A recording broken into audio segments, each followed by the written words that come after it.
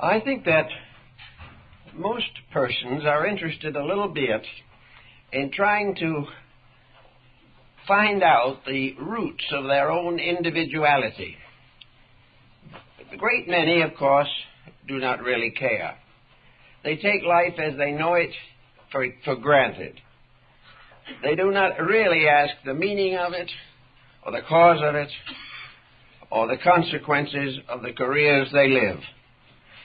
To the great majority, life is accepted as a period of vitality and is concentrated in this structure that we call the human body. So this morning we want to see if we can learn a little about the person or relation between the outer world in which we live and the cause within ourselves. We want to know something about the person abiding in the body. Now, we know that man is a very complicated creature. We know also that the dweller in the flesh lives in a very impermanent and almost ineffective physical structure. Very few persons have the energy, the faculties, or the integrations necessary to fulfill their own ambitions or aspirations. They work hard over a period of years and find the body gradually failing them. All of these circumstances do not seem to result in any great study of the matter. It is all sort of taken for granted as part of the passing situations through which we all must pass. Let us then say to ourselves, in this material world in which we live, what part does the human being play in his own existence? I think we must admit that he plays a very important part. All of history, all of society, all of the experiences and discoveries of knowledge are all due to something inside of the human being. Civilization is nothing but a long shadow of something inside of the person. We have something inside of ourselves that built the pyramids, wrote the sacred books, waged all the wars, created all the art, and in addition to these major achievements, perpetuated the species itself with an infinite diversity of individualities. We also find that this being in the body doesn't function the same in all bodies. There is a great individuality here. As a result of that, the living thing in each of us tangles with the living things in others and result in turn in stress, strife, discord, and hatred. How do we understand then the way in which to approach the problem of what is inside of ourselves? Actually, we cannot turn our powers of comprehension inward. We have tried it, and some claim a measure of success. But for the most part, when we turn our conscious attention to the source of our own consciousness, we are stymied. We find that instead of finding answers, we find speculations. Each individual seeking the internal part of himself ends in speculations. He is not able to actually penetrate into the machinery of his own inner life. Having no fortune in this respect, therefore, it is necessary to do what we can. And one of the things we can all do is estimate, as far as possible, our own inner lives. We can interpret the conduct of other people, but we seldom correctly interpret our own. We express our attitudes of acceptance or rejections to the thoughts of other people, but our own thoughts we more or less drift with, going along with patterns that are often unreasonable, conflicting, contradictory, and may in some cases dangerous. So, let's see what would happen if we try to find out a little more about ourselves. I think perhaps Plato, quoted by Philo Judaeus, made an interesting statement, namely, that which goes into the mouth of the individual is material sustenance, but the best that comes out of the mouth in the form of speech can change the course of history. Therefore, nutrition is a private business. Expression, vocally, is a public concern. Each person, whether he realizes it or not, has a subtle determination to influence other individuals. He wants his own thoughts to be accepted by those around him. Nations expect their policies to be accepted by the rest of the world. Each person, however, is contriving to communicate his own inward feelings about matters and cause these to dominate the lives of other persons.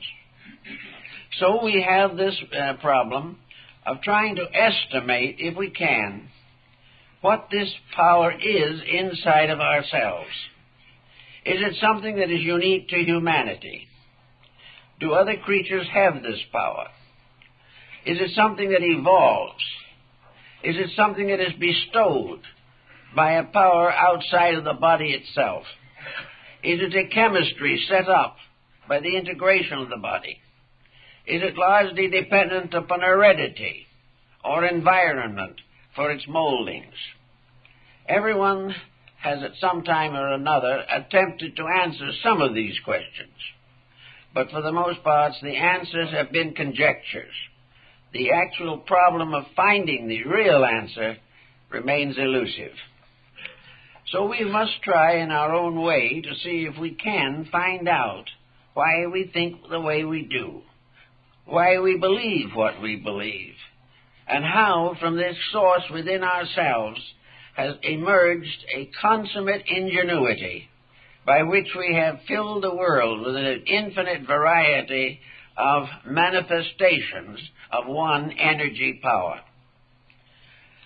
Actually, we start in by the problem of energy, because whatever is in there is active. It is like a cell or a battery. It has power in there. Now, this power itself maintains all the other functions, and in the body primarily keeps the activity of the heart going through the length of our lives.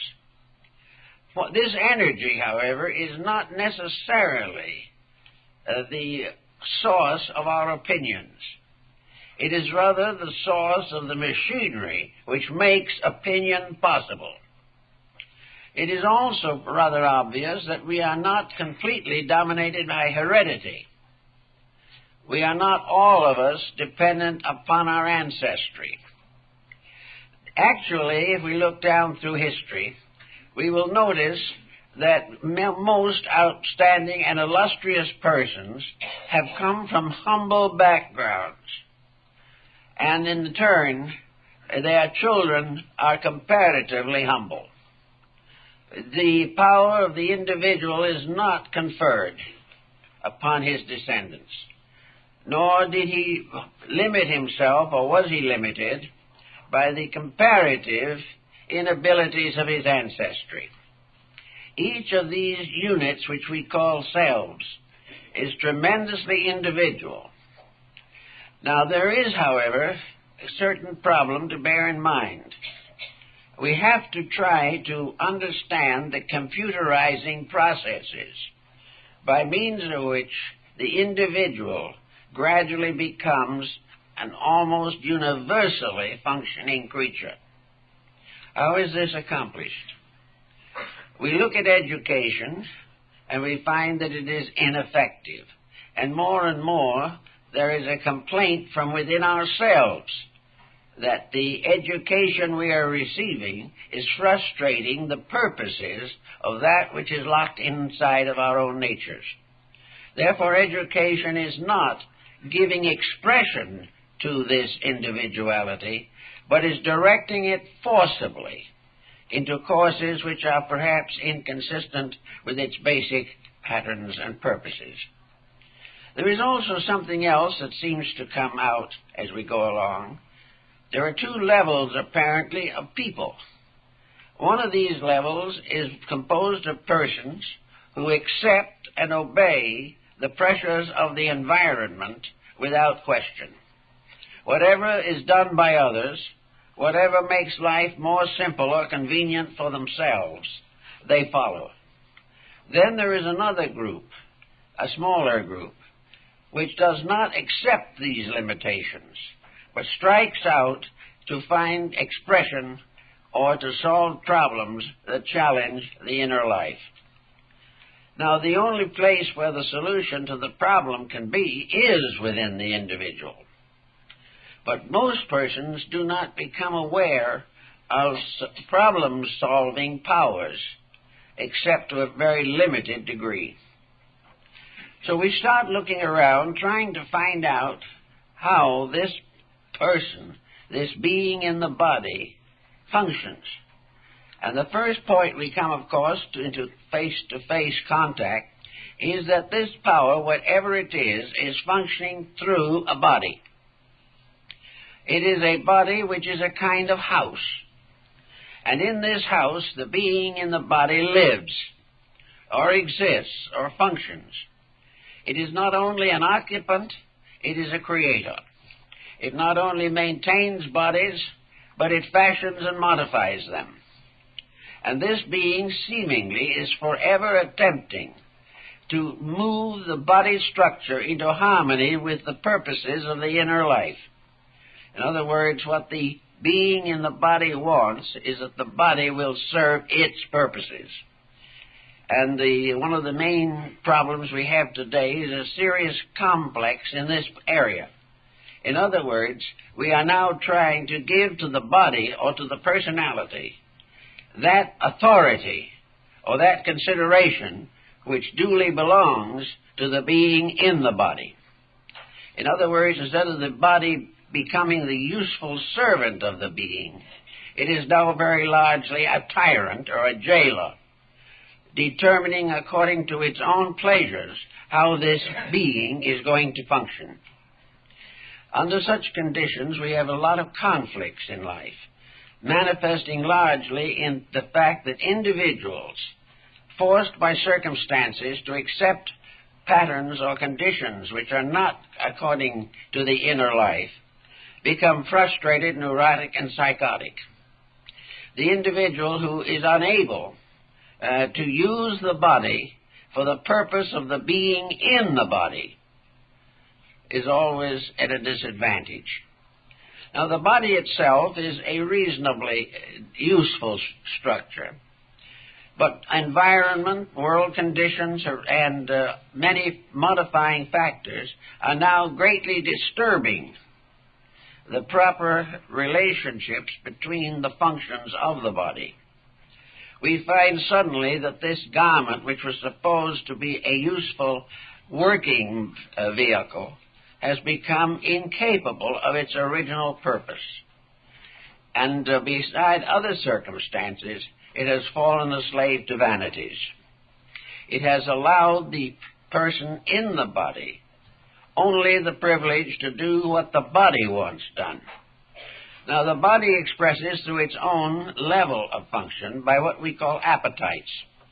These appetites are pressures in which the body wishes to do as it pleases.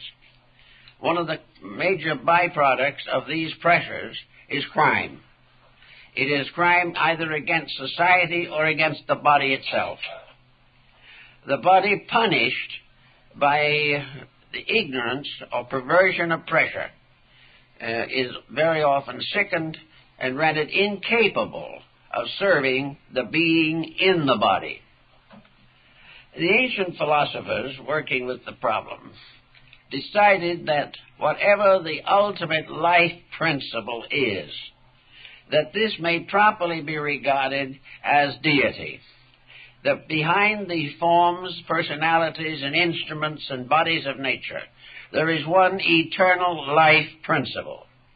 That this eternal life principle is not only a being, but a being which is inherently occupied and dominated by law. In other words, life and law are identical. Each one is a name for the other, because life, in its own function, follows its own law inevitably. And the moment personal conduct varies from this pattern, there is trouble. In other words, the law or life within us has its own reason for existence. And that reason for existence may not be the same as the personal appetites of the individual. So the philosophers of old like to think of the power in the body as a spirit or a soul, or an energizing power within which is the infinite glory of a divine reality. In other words, the power within the individual is limitless and universal, because it is the presence of a limitless and universal deity. As deity can do as it pleases, deity can change anything it wishes to change. But deity, building up bodies, presents us with the mysterious allegory that we find in the opening chapters of Genesis. The purpose for human existence is a gradual revelation of the being in the body through the body, until the being in the body is completely the governor of conduct, and also gives us the perspectives which provide the incentives for true and eternal growth. Now, if the philosophers and the old theologians were correct, we have therefore within ourselves a mysterious agent that is our share of infinite life. This infinite life, in infinite manifestation, is also infinitely moving within each human being, and is capable of an infinity of manifestations. To understand this, of course, is to be faced with the recognition of the almost I want to get a right word for that now. The infinite opportunity that is locked within the person. Locked within the life itself is a pressure continually striving into manifestation. And this pressure is constantly meeting resistance, so that gradually the body becomes an impairment. It becomes a restriction and a limiting factor. Now, there are all kinds of circumstances that lead to this condition. And here, perhaps, we have some reason for considering the possibility of heredity. Not that man inherits the inner life, but he does sometimes and may frequently inherit the weaknesses or imperfections of the physical body, which belong to his family, his race, or his world at that time. Therefore, the power within is constantly meeting a kind of objection, a pressure from below, a pressure that gradually results in the development of mind as a bridge between the divine and the mortal. Mind is a link. Mind is something that you can educate from below, but must enlighten from above. In other words, the mind can be taught by schooling, by instruction in very many fields. But this instruction is not valuable, actually, unless it contributes to the release of the life factor within the individual. Therefore, education nowadays has become more or less a burden upon the inner life, rather than a means of releasing it. Between the average individual and the releasing of this one divine energy, there stands a mass of modifying, conflicting attitudes, reactions, and instructions. The person is not allowed the simple process of searching for the reality in himself. Now, Western philosophy has largely turned towards industrialized materialism. The individual now assumes that the life within himself is primarily concerned in helping him to become rich, powerful, autocratic, and successful in what we would term materialism. If the mind does not contribute to wealth, the individual feels defeated or underprivileged. And if the life in him begins to complain against what he does to gain wealth, then he turns upon himself and regards himself as a victim of theological superstitions. In other words, anything that interferes with his intention becomes a kind of fallacy, which he tries to place elsewhere and get rid of in order that he can continue his processes of accumulation. Now, we see this very often and very commonly, but to get into the very depth of it, we have to go still further. Actually, in the Orient, there has been a lot of thought given to this problem of the interference of mind and the pressures of materialism with the natural growth of the internal life.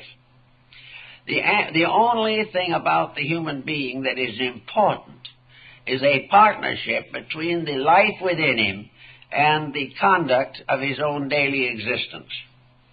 Unless he makes this adjustment, he is going to always have a certain amount of conflict. This was the secret of the alchemical philosophy that flourished during the 15th, 16th, and 17th centuries in Europe. It was a problem, actually, of transforming the lower into the use value of the higher. In other words, it was the problem of making the soul itself become flesh in and through the body. If the inner life functions normally and naturally in the body and devotes itself to the reason and expression of its own purposes, the individual will have very little difficulty with the problems of living. The old teachers said that the body, where it is free from opinion and free from the conflicts of lower emotional and mental attitudes, can endure almost indefinitely. And it has even been scientifically recommended that we should hope that in the course of time we will be able to live 150 or 200 years in reasonably good health. The thing that is destroying us is the pressure and conflict between life and ambition, between the energy which sustains us and the misuses of that energy, or the abuses of it, or the corruption of the body so that the energy can no longer function. We will always be in trouble as long as the body is an impairment, as long as it remains as a blocking of the energies of life. And when we can have the body serve life, things work very much better.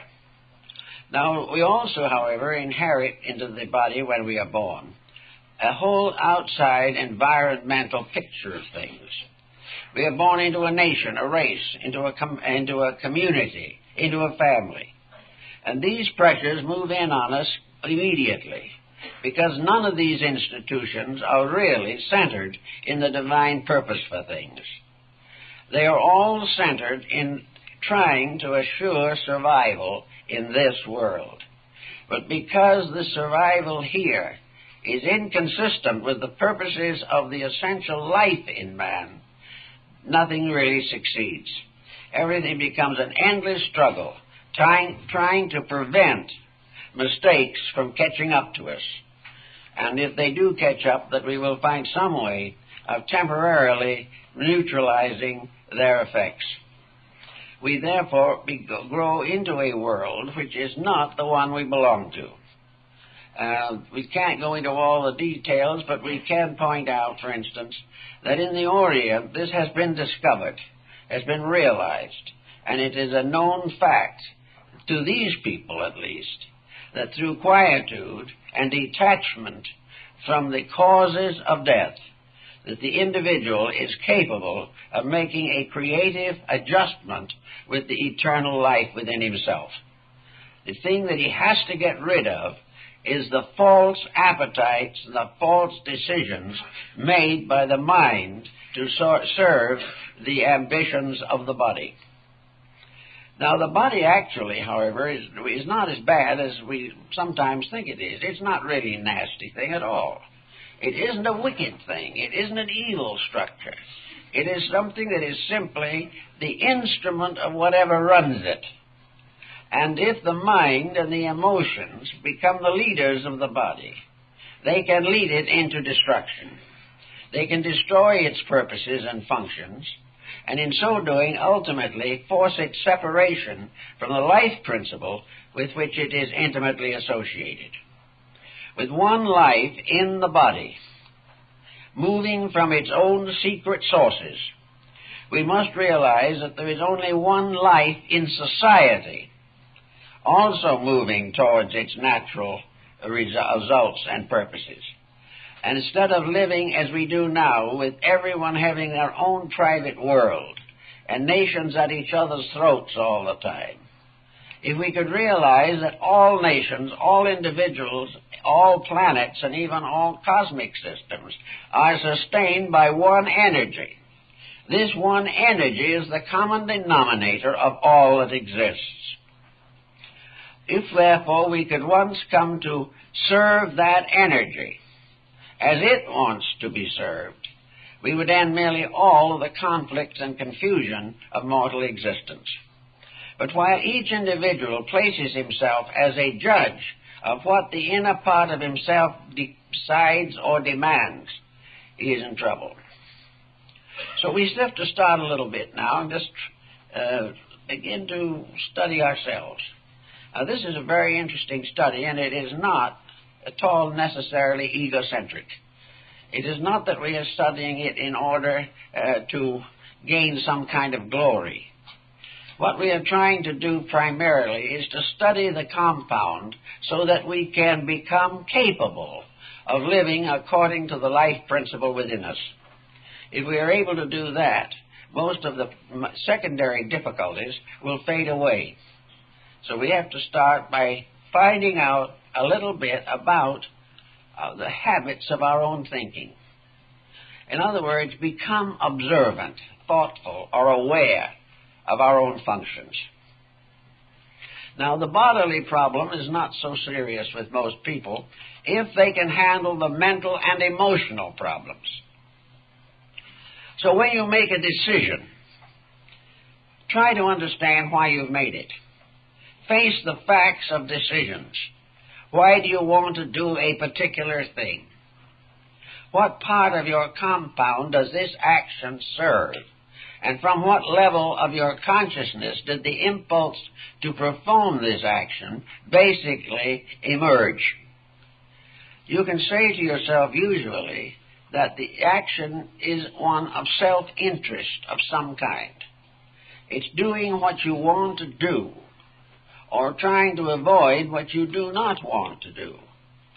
Now, those two problems of avoidance or fulfillment open a way to understanding ourselves in a much more brilliant manner than any educational system can bestow.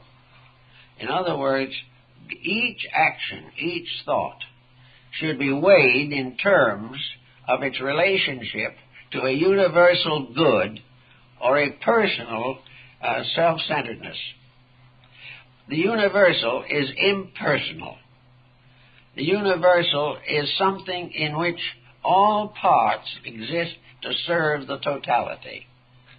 Individuality is very largely personal, and the more we have of it, the more dangerous it comes to be. So when we find that we avoid a responsibility, or we try to take on a debt that we cannot afford, or we say something sharp and unpleasant to a friend or neighbor, or we find no time to take care of children because of our own interests, we should take each of the decisions that we make and follow it along the line of Kant's categorical imperative, which is an excellent way of estimating ourselves. When we make a decision, or when we choose to do a certain thing, in the face of choices, we can say to ourselves, if everyone in the world made a decision like mine at this moment, would it be fair, honorable, and constructive to everything that lives? Would I want, in other words, to live in a world ruled over by the decision I'm making on this particular occasion? Would it be fair? Would it be happy for others as well as myself? If I have decided that I don't have time to fulfill a moral responsibility, would my world be happy if nobody had time to do it? Or is it something that others should have time for, but I have other interests? This categorical imperative is very, very useful in self-determinations because it indicates the danger of the generalization of a particular. Now, if we overspend ourselves, are we doing that which is according to the best good of our own inner lives and the best good of our society? Or in the effort to overspend ourselves, do we demand more raises of pay and things of this type until inflation moves in and destroys it all? We either have to live according to principles or die for lack of them. And this point is becoming more and more obvious in our daily thinking. So if we say, I want something, can we justify this want in terms of a great good to something besides the fulfillment of our own desires? Now, when it comes to such habits as narcotics and alcoholism, we have other examples to consider. There is no possible way in which the average individual can justify becoming an alcoholic. But it is something he feels that he wants to do at the moment, and it largely involved in shirking responsibility or trying to return to infancy. This type of ailment can destroy the body, and will do so if we do not correct it.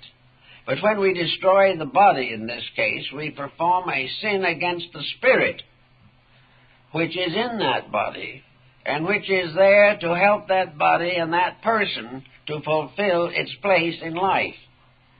Alcoholism is a dead end for millions of units of energy. It is an end in which the divine purpose of life itself simply fades out because of the destruction of the physical instrument in which it must function. The only answer then is reincarnation, another body, and also an uncorrected weakness which could well be transferred into the future.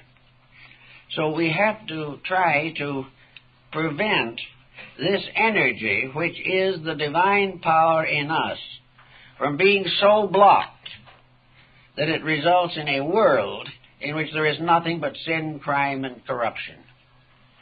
Everything has to be based upon the use of this energy. Now, if this energy was simply an electrical power that you could put a quarter in the meter and do what you want to with it, it would be different. But this energy is not that kind of an energy. It is what the Greeks call a moral energy. Every use of this energy is a responsibility. This divine power is not for free. You cannot buy it. You must become a useful instrument for it. But it is not something that is yours simply because you're born, and you can do with it as you please. If you take this attitude, you will find very little happiness or comfort in life. You will find yourself drifting further and further into complexities that become so burdensome that you begin to look forward to death as a hope of release.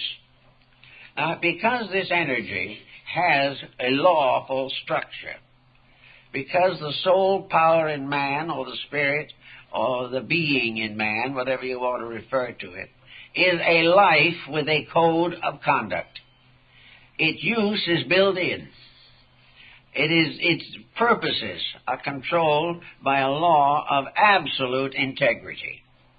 Every part of the function of the pure life itself is reasonable, is proper, and is inevitably right. But whenever this power comes into conflict with self-will, then we are reminded of the ancient statement in the Talmud about the self-will. And it is said that that was what destroyed the prehistoric world, and that because of self-will, so fell the angels. The revolt against heaven is the revolt against the proper use of the life principle within yourself. It is the actual revolt against truth, revolt against wisdom, against love, against service, against everything that makes things important. And if this rebellion is carried far enough, the individual simply uses, wrongly or not at all, the energy resources that he has. He therefore gradually passes out of this life without having learned its lessons, and not having found any of the joys that come from integrity and dedication. So in this particular instance, we have to take for granted that there must be some way in which this life in us can tell its story. And probably the ancient mystics, the theologians of the remote past, who gave us the great religions of the world, brought from the inner life of themselves, or from space itself, something like the Decalogue of Moses that was given by the finger of God in the clouds of Sinai. There have been revelations by means of which the individual has been given the key to his own salvation. We find it in the Ten Commandments, we find it in the teachings of Jesus, in Buddha, Zoroaster, Hermes, Confucius, Lao Tzu, Pythagoras, all of these great people who were the real teachers of mankind, pointed out this inevitable truth that as we are able to control the false pressures of ourselves, we return again to friendship with the divine. We find our own unity with reality by consciously rising above unreality and illusion. Actually, therefore, the problem of getting at this inner core of things is probably through a meditational process. But the meditational process is not valuable unless it is supported by a definite, honorable, conscious dedication. A meditation that does not alter conduct is an illusion. The individual who loves God but does not love his fellow man is getting nowhere, regardless of all the platitudes he may think up or all the defenses he may construct for his own action. The law works in a certain way. The law says there are no enemies in my level of consciousness. Therefore, it is not tolerable in the embodied being. Everything that is part of the eternity in us is completely controlled and mathematically structured in an integrity that is incorruptible. So it is not what the law can do to please us, but what we must do in order to keep faith with the law. This is the important consideration. Actually, today, confusion and sorrows and miseries are making deep inroads into our personal attitudes.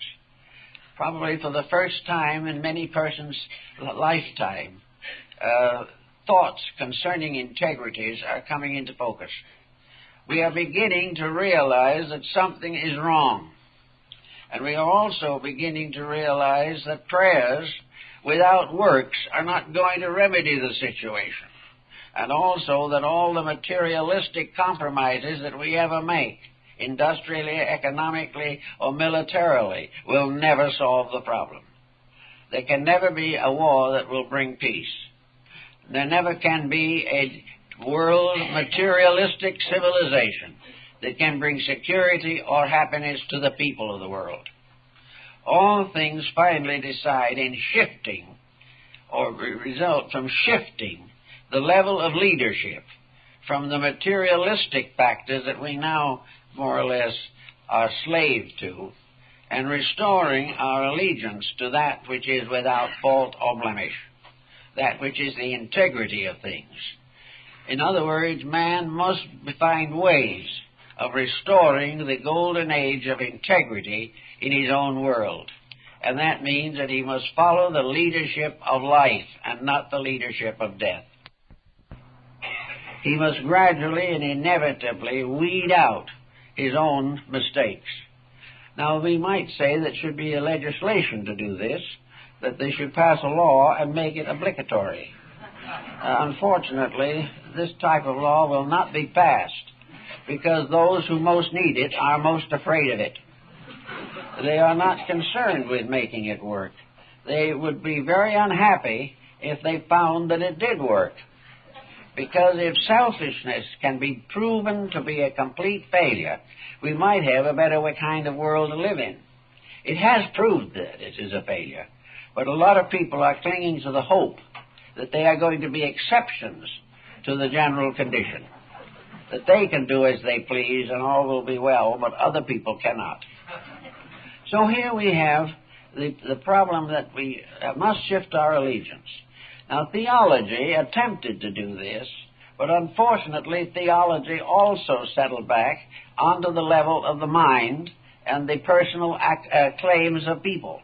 This type of law will not be passed because those who most need it are most afraid of it. They are not concerned with making it work. They would be very unhappy if they found that it did work.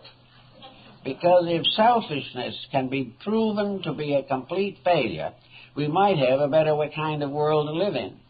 It has proved that it is a failure, but a lot of people are clinging to the hope that they are going to be exceptions to the general condition, that they can do as they please and all will be well, but other people cannot. So here we have the problem that we must shift our allegiance. Now, theology attempted to do this, but unfortunately, theology also settled back onto the level of the mind and the personal claims of people. What should have been the service of deity became a hierarchy on the theological level, which very largely developed ambitions and power complexes and mistook physical wealth for spiritual integrity. Thus, the theological system didn't work well. But it is true, finally, that this universe is a theocracy. But it is a theocracy in which the supreme power is vested not in a regent, but in the law or truth itself. There is a law that holds atoms together. There is a law that perpetuates the species. There is a law that gives us food and air. There is a law that brings moral life into our families. These rules are the basis of human relationships. When they are obeyed, problems are solved. When they are avoided or corrupted or compromised, problems increase. So sit down sometime by yourself when you want to do something, when you want to say something, for any act of importance that you make, and try to find out the level from which it comes. See if you can find in your own actions levels of causation that you cannot explain. This may be the very key to the whole matter. If you know where it came from, you may still be in trouble. But if you reach that point where you know something must be done, but you do not know why, but the determination to do it is the greatest and represents the highest concept of conviction of integrity that you possess, you're moving in the right direction. So it becomes very important to weed out ulterior motives which disfigure the conduct and character of the person.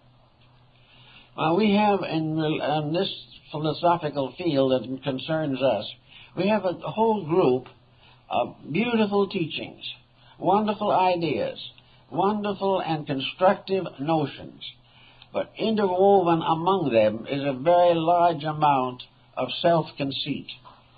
Instead of being just a pure faith in realities, these various faiths become competitive institutions trying to take memberships away from each other, which has nothing to do with the facts, because the only organization in which a real membership can exist is in the organization of that being which is within and behind the body.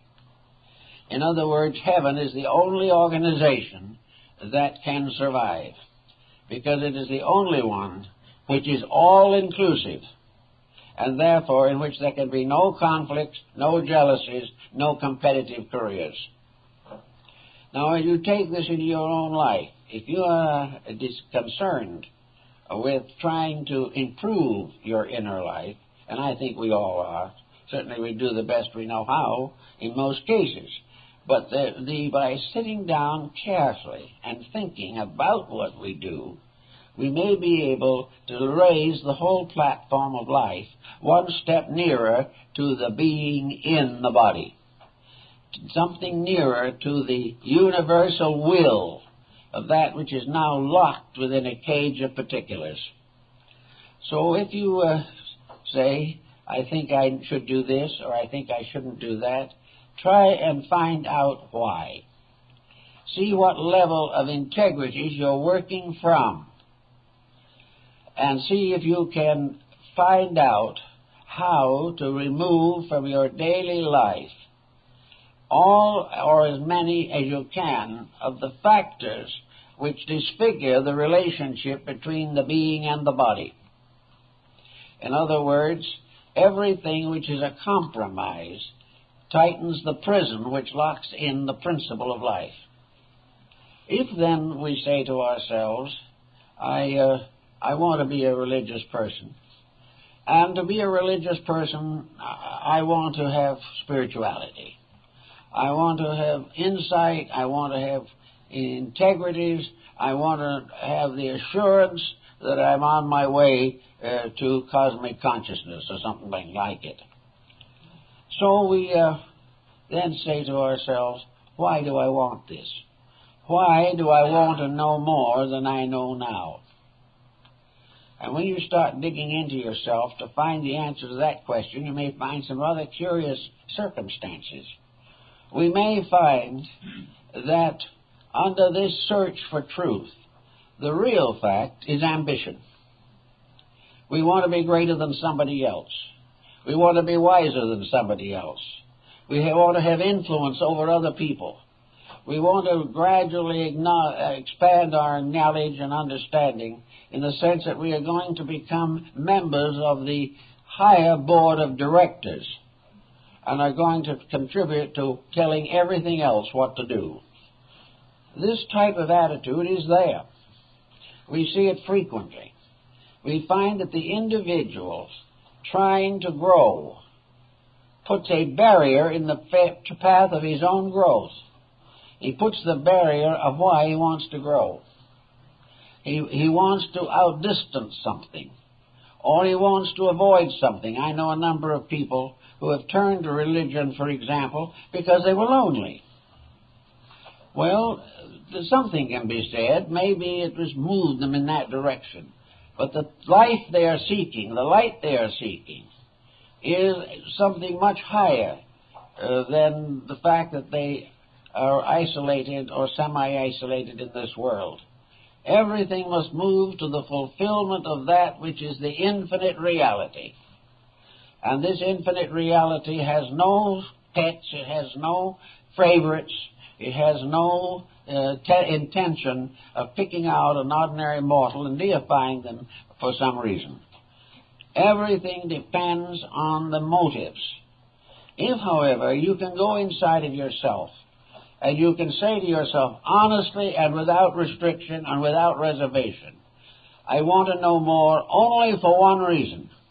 that I can serve others, that I can be more useful. Now then, the moment this comes up, however, the secondary egotism steps in if you're not very careful, because the process of serving others becomes a form of the fulfillment of an impulse to leadership, which can also get into trouble. We have to try to understand in ourselves why we want to be good. Is it to be comfortable? Is it to be forceful? Is it to improve our material circumstances alone? Or is it because we sincerely want to give full expression to something higher than we've ever known before? Incidentally, if the motives are right, and if our dedication is correct, among the byproducts of it will be many of the things that we think we need. We will find that happiness is a byproduct. You cannot make yourself happy. Happiness is the result of so living that the inner life is at peace. This, consequently, is a byproduct, but it has to be earned. The Arabian Nights entertainment has the line in it, happiness must be earned. And this is very, very true. And to earn it, we must deserve it. And to deserve it, we must have kept the rules by means of which the integrities of life are protected. Otherwise, we cannot be happy. So it comes to many different attitudes.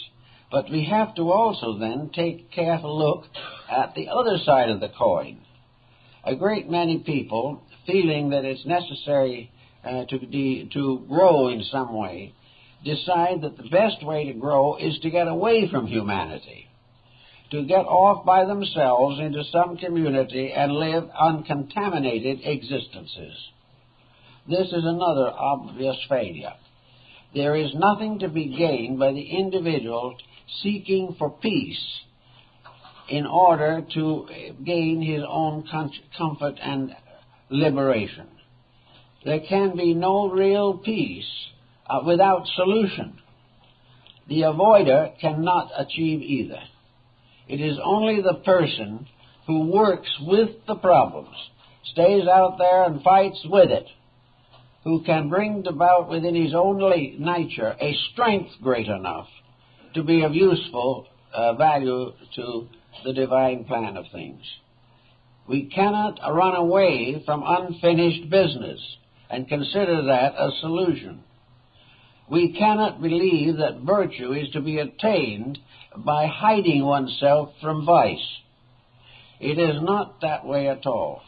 Virtue is a consciousness which transcends vice, corrects it, and goes on. Anything that is an evasion or an avoidance means that we are closing a channel by which the life in us is supposed to function. Therefore, a full life means that we grow from mistakes, but we benefit from them. Most people lose almost all the value of a mistake because their first thought is to blame somebody else for it. The individual who makes a bad decision considers that he's been over-influenced. Only reason why a person is over-influenced really is because they haven't got the inner light to influence themselves correctly. So that there is no gain if we transfer the guilt for our misfortunes to society or to other persons or to situations that arise in our environment. The individual must accept full responsibility. The moment he can evade himself out of a problem, its value as a spiritual experience is lost. And we nearly always do it. I think it's one of the most common problems in the world. One, of course, of the reasons for it is that we may accept a level of advice which is inadequate. If we follow persons who do not know, then we are in trouble. And if we try to find answers to our own shortcomings from sources which are inadequate and are not intelligently dominated, we can't get very far. Now, one of these things I think we also have to realize is that a useless life is a waste of divine energy. A useless life is like turning all the lights in the house on and then going away and leaving them on. A useless life is energy expended for no reason. A useless life is waste. And it's often involved in extravagance because the useless individual tries to buy usefulness, tries to find some kind of false entertainment or false pleasures which are usually expensive. Therefore, it is very, very important for the individual to maintain a proper usefulness with life. Every day should be loaded with lessons of some kind. The individual should be better at the end of every day. He should be a little nearer to obeying the law, because all the experiences of his outside living reveal laws every time he turns around. He is constantly in the midst of a network of realities, which he rejects or ignores or tries to misinterpret. So the individual who has this energy within him is not doing it well if he wastes it. And waste it means to do things that are not useful, not helpful, not purposeful, and not in harmony with truth.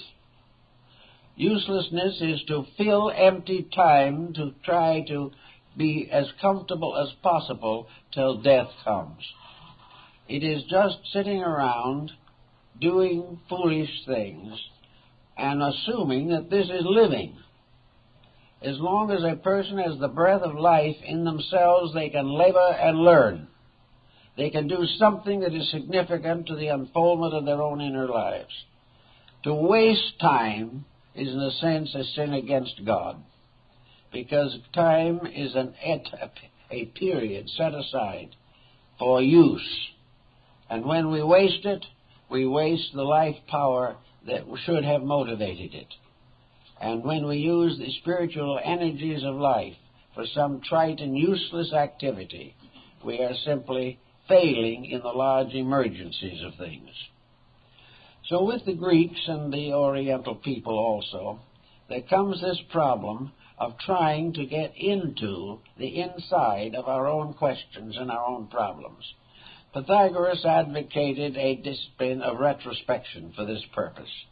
He taught that his disciples and everyone who believed in truth should, at the end of every day, make a very careful analysis of that day and its happenings, usually in reverse order, so that in the problem of meditating or of working with this retrospective exercise, the individual begins with the effect in that day and goes back to the cause. Instead of seeing the causes produce their effects, he sees effects and in that way becomes gradually aware of causes. This is the more important way according to the Greek consciousness, because it's the effect that we face every day, and it is the cause of the effect that we ignore. So in retrospective exercise, the person takes a good long look at himself. He realizes that he is the pen in the hand of a ready writer.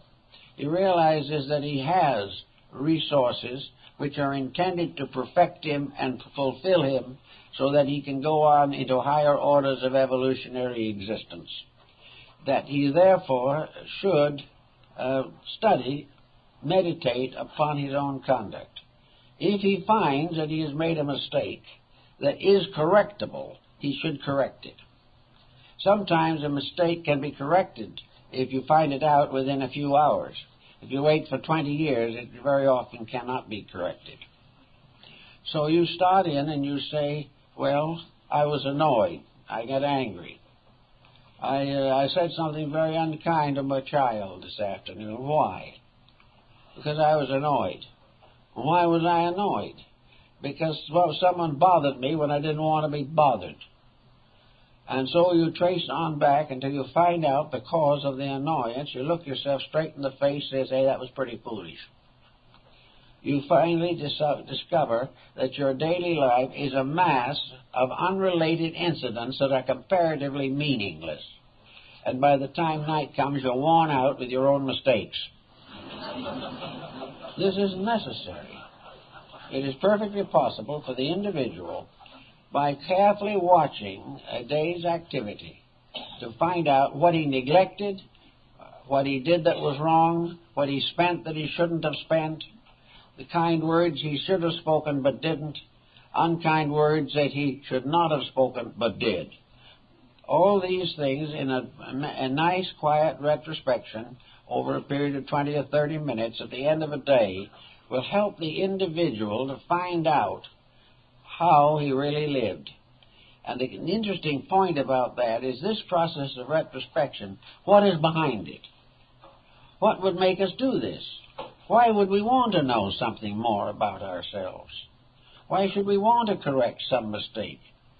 The answer gradually becomes apparent as we do the retrospection, namely that wherever we did that which was not right, the consequences were bad. Whatever we misrepresented hurt us. Whatever we neglected left us less reliant. We became less and less thoughtful because we made no effort to determine the consequences of our own conduct.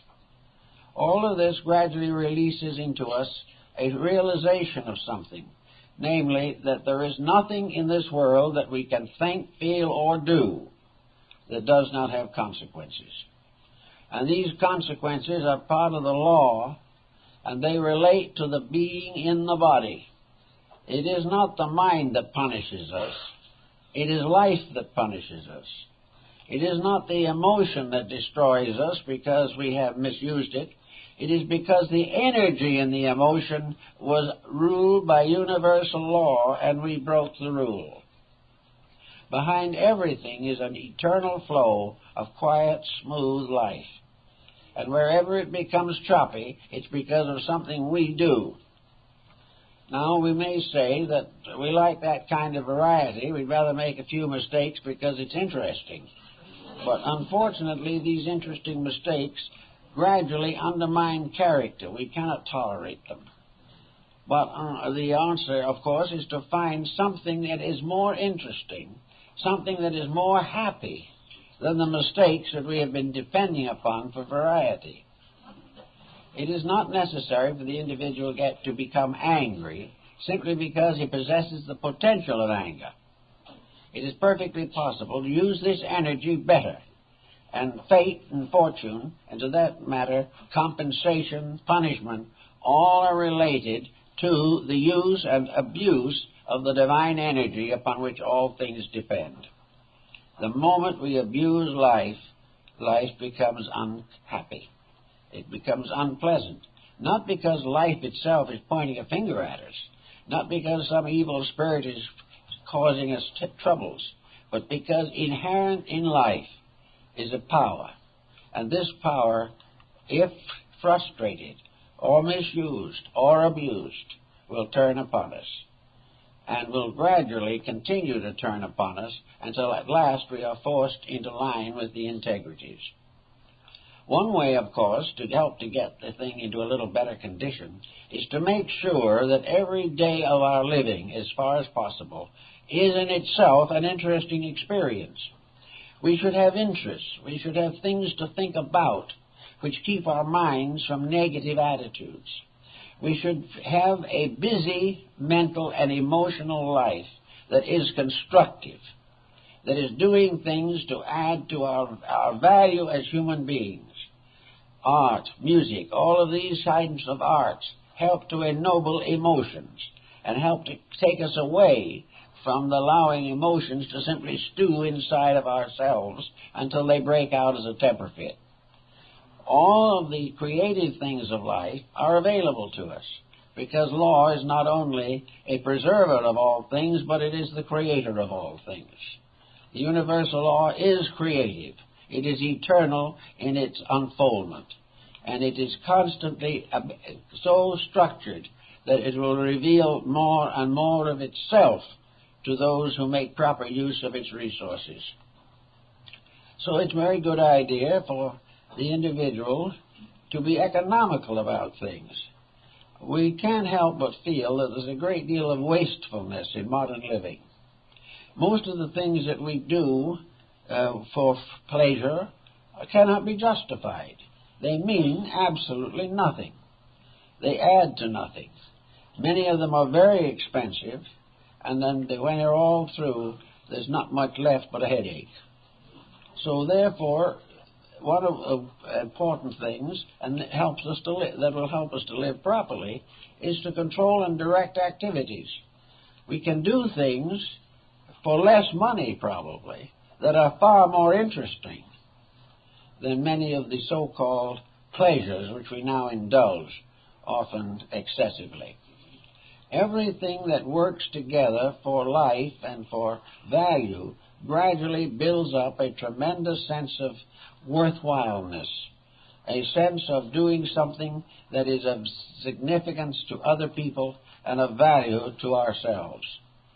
So the retrospective exercise is a very good exercise for those who want to get into a little closer relationship with themselves.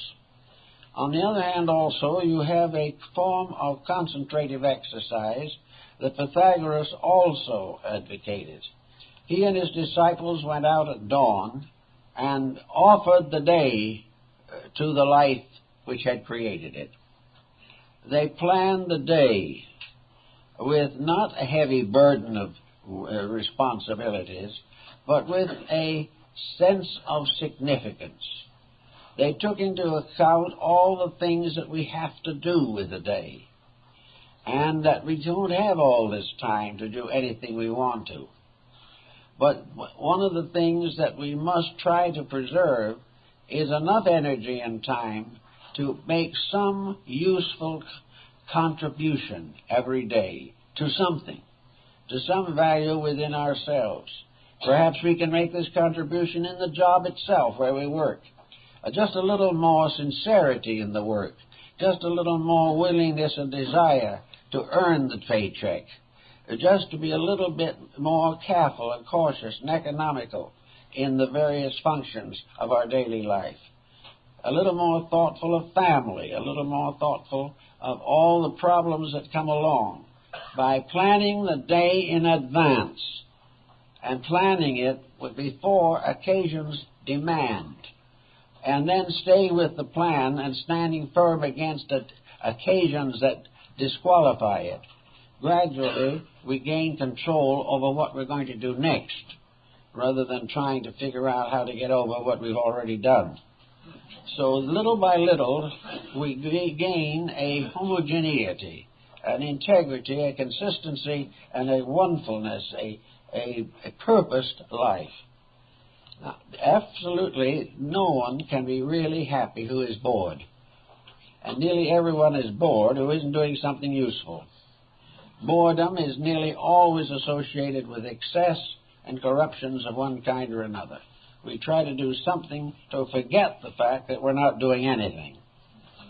So in these things, you start looking inside yourself, and you try to measure out and say, I have an allotment. I have so much energy every day. I pay for this energy by the fact that I use it, and as I use it, I live in a limited amount of time. Therefore, I can only use this particular form of energy in this particular way while I am embodied in this world. Therefore, I want to make the most of this energy. I want it to help to build a better world. I want to find the pleasure in myself that comes from being useful rather than ornamental. I want to do things that make meaning. And also, I do not want to support extravagance. I do not want to dissipate or do these things which have no value to the life within us. Perhaps one of the simplest ways the old Christian mystic always used the symbol of Christ knocking at the door. This universal power in us we can term the only begotten of the Father. It is the life itself, and it as a force that is forever knocking at our door. It is knocking through the medium of the heart and through the love and thoughtfulness and wisdom that comes from dedication to principles. And every day we live, this divine power is seeking to come through us. It wants to express itself in the creature which it has fashioned, for man is the noblest and most completely integrated form of life that we know. Man has the greatest potential. He has the greatest power to be, to do, to use the divine energies. He can actually help to restore the world which his ancestors destroyed. He can bring about now the conditions which will advance the destiny of descendants and help to leave a better world behind him. But between him and this achievement is always the arrogance, the ambition, and the self-centeredness, the selfishness that comes from his desperate effort to become important in the material world. We should have learned before this that it doesn't make any difference whether you're the most humble person in all the world or whether you are one of the world's great dictators. You're going to go to sleep in the same earth. Therefore, this idea of trying to own the world is a fallacy, for no one can own more than the amount it takes for his own body. And the rest is ambition, arrogance, and superstition. So we try to do something as we go along to release and venerate this life in ourselves. We want to think of our bodies as temples, as sanctuaries of a divine power. Whether we're rich or poor, whether the humblest of all native primitive people or the most highly evolved that we can imagine, we are all living houses of worship for the life that is within us. And in this life, in this temple, is the heart, which is the high altar.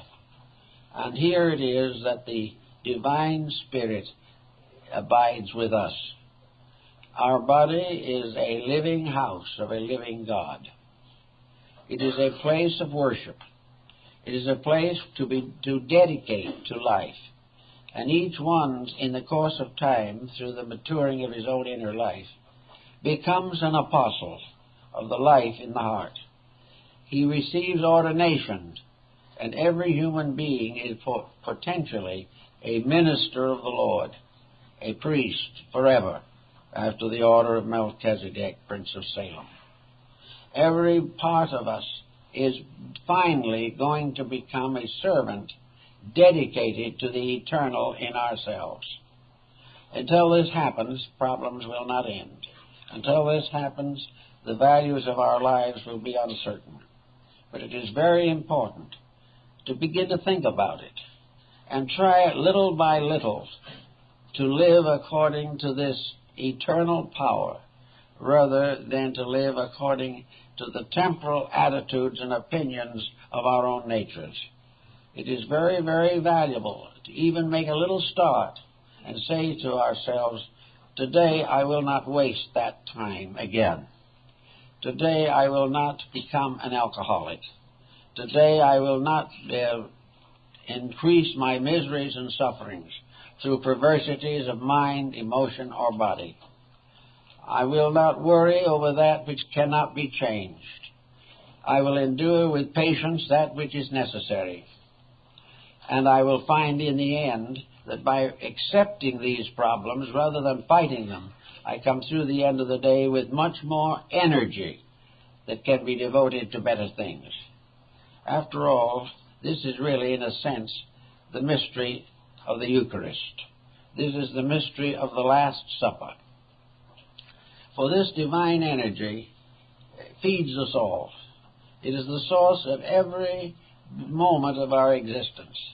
It is not only the energy in ourselves that feeds us, we are also fed by the energy in other things that sacrifice themselves for our good. The energy in the wheat, in the flour, in all the different fruits and vegetables. The energies in all things become part of a power to restore our own material existence. And this vitality that we talk about with vitamins and all that, this is simply the same divine energy on a lower level of function. That part of energy which is completely related to body is understood in the form of nutrition. It prevents us from losing our lives for lack of food.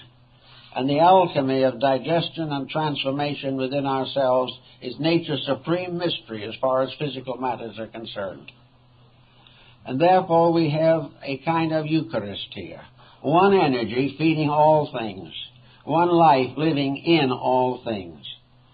And one life dedicating all these other lives, like the disciples at the Eucharist, to go forth and spread the gospel, to go and heal the sick, and comfort the sorrowful, and all these different things, and raise the dead.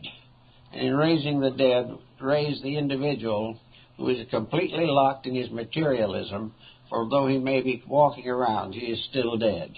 He is dead until life lifts him up into purpose. Until he has a purpose, he is not alive. And that one purpose must never be self-interest, because that makes him more and more a kind of Antichrist. It makes him more and more away from the great flow of life. We are all living by the shores of the river of life, and we are all dependent upon it. And the answer to it is that this river of life is our God. It is the spirit of all things, in the innermost and the furthermost. It is the spirit in the tiniest mote floating in the sunbeam. It is the spirit in the vast galaxy which exists in space. All these things are moved by one energy, one life. And all these things survive because they obey the laws of that energy. And man, as Aquinas has pointed out, having a certain limited ability to function according to his own mind, determinism, he is capable of the mistaken decision. Because he has the right to choose, he may choose that which is best or that which is not best. But by the choice, he is disciplined. The reason man must make a choice himself is because he is not a creature that is a slave to anything. His final enlightenment comes through self-determination. By choosing that which is right, he becomes right. And by becoming right, he uses the energies of space to preserve that which is right for himself and others. Now we are in the shadow of very heavy times at this moment, and they're very discouraging to many people. But we have to realize that this great life, which is moving through everything, has its own rules and can never fail. Ultimately, this life will bring all things home to itself again. It will prove out over infinities of time that the lessons that are necessary must be accepted. But by accepting the lessons, either by choice or necessity, we are growing toward that which is our own inevitable destiny, the destiny to fulfill the divine plan, the destiny to realize that we too are divine beings capable of determining right and wrong, capable of living according to law or according to the bodily pressures of environment. We can win the fight, but we can win a little every day. And every day when we make the smallest victory, there will be a little more of happiness and a little less of pain. Every day, one step forward, even a small decision, will strengthen us for another one tomorrow.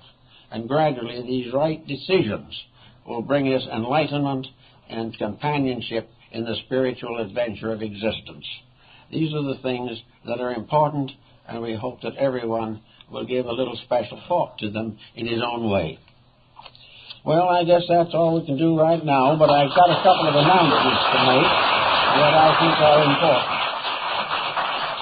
This afternoon, we are having a memorial service at 1 o'clock for Leon Edwin Case.